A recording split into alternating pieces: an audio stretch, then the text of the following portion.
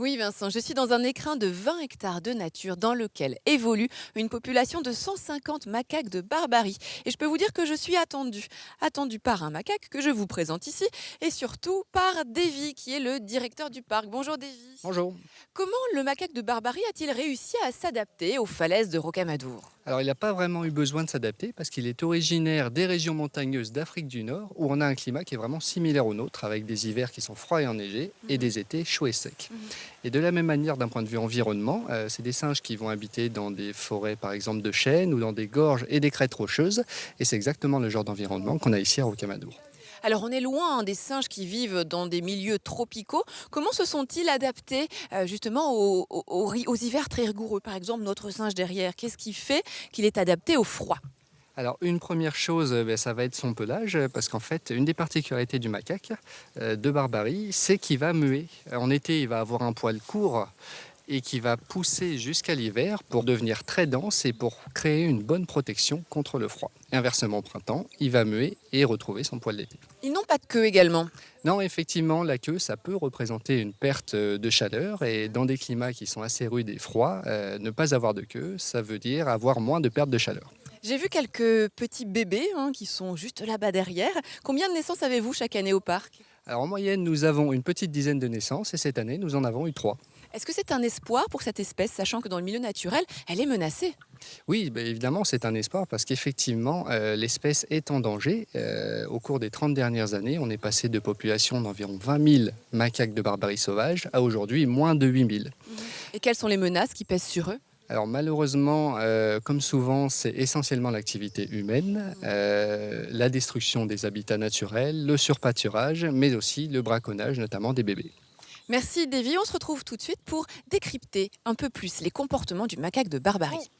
Oui Vincent, alors le magot c'est l'autre nom du macaque de Barbarie. Ils sont étudiés ici depuis 1974, on observe leurs comportements sociaux et on s'est rendu compte que c'était une espèce bien évoluée et très organisée avec de nombreux comportements communicatifs. Alors je retrouve Davy devant un autre groupe de macaques. Il y a ici 3 groupes de macaques, comment évoluent-ils ensemble? Alors, ils n'évoluent pas vraiment ensemble. En réalité, les 3 groupes sont séparés, parce qu'il faut savoir que chez le macaque de Barbarie, naturellement, les groupes ont tendance à s'éviter et à se tenir à distance les uns des autres. Au sein d'un groupe, je suppose qu'il y a un chef. Qui est-il? Oui, effectivement, il y a un chef de groupe, c'est un mâle, généralement un mâle qui est dans la force de l'âge, entre 10 et 15 ans. Qu'est-ce qui est en train de se passer là-bas? On a entendu des cris là au fond, qu'est-ce qui se passe? Alors, ce qui s'est passé là-bas, c'est qu'il y a eu un petit conflit entre la femelle et le jeune mâle qui est à droite. Oui. Et la femelle a essayé de protester et de s'attirer du soutien en poussant justement ses vocalisations. Alors le chef de groupe, comment va-t-il être, promu justement à ce rang? Alors en fait, le chef de groupe, ça ne va pas forcément être le plus fort ou le plus agressif. En réalité, c'est celui qui arrive à se construire un solide réseau d'amis, Mmh. qui arrive à créer des alliances avec d'autres mâles haut placés dans le groupe. Tout à l'heure, j'ai vu, 2 mâles qui, un attrapait un bébé, ils se le présentaient l'un l'autre. Qu'est-ce qu'ils étaient en train de faire? Oui, alors en fait, ça, c'est un comportement unique chez les primates et qui est Oui. lié au macaque, enfin, qui est vraiment unique chez le macaque de Barbarie. À travers le bébé, à travers ses comportements, les mâles établissent un lien amical qui leur permet notamment de renforcer leur relation. Et c'est ça qui va jouer dans les alliances, du coup, et dans la hiérarchie qui s'installe au sein du groupe. On en apprend toujours sur cette espèce? Oui, oui, oui. En fait, on fait des recherches, on continue de faire des recherches en éthologie, c'est-à-dire en comportement animal. Oui.